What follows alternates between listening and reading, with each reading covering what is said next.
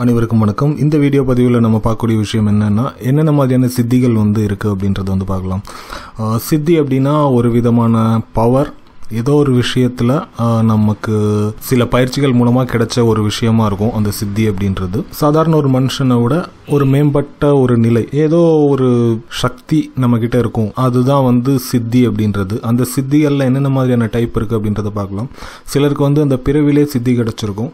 அவங்களுடைய பிறப்பு அப்படின்றதே போன ஜென்மத்தில் அவங்க அடைஞ்ச அந்த தவம் யோகம் அது மூலமாக இந்த ஜென்மத்துக்கான பிறப்பு அவங்களுக்கு இருந்தது அப்படின்னா சின்ன வயசுலேயே அவங்களுக்கு அந்த ஆன்மீக வாழ்க்கைன்றது ஈஸியாகிடும்.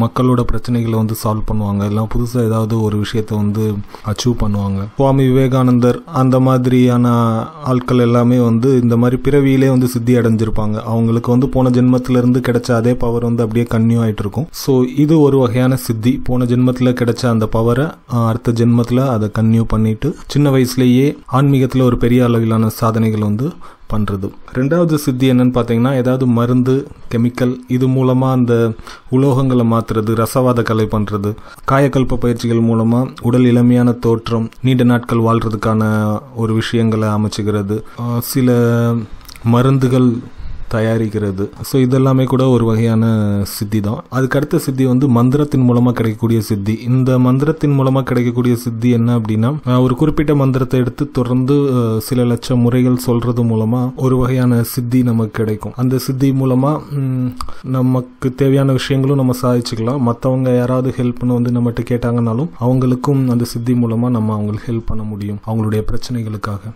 நாலாவது வகையான சித்தி என்னன்னு பார்த்தீங்கன்னா, அவங்களுடைய தவ வலிமையினால் பண்ணக்கூடிய விஷயம்.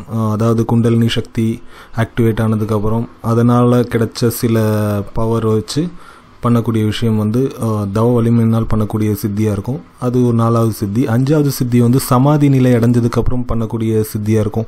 சமாதி நிலை அடைகிறது அப்படின்னா ஒரு விஷயத்திலே மனம் தொடர்ந்து லயிச்சிருக்கணும், மற்ற எந்த ஒரு விஷயமுமே நம்முடைய மனதுக்கு தெரியாது. ஸோ அந்த மாதிரி நிலையில் தொடர்ந்து இருந்துட்டு இருந்தீங்க அப்படின்னா சமாதி அப்படின்ற நிலை வரும். சமாதினா இறந்து போகிறது இல்லை, மனம் ஒரு இடத்துல குவிஞ்சு புற உலகம் மொத்தமாக மறந்து போய் இருக்கக்கூடிய ஒரு நிலை. ஸோ முக்தி கிடைக்கிறதுக்கான நிலையும் அதுதான். ஸோ அந்த நிலை கிடைச்சாலும் நமக்கு சில சித்திகள் கைகூடி வரும். இதெல்லாம் யோகங்களில் சொல்லப்பட்ட சித்தி முறைகள். நன்றி.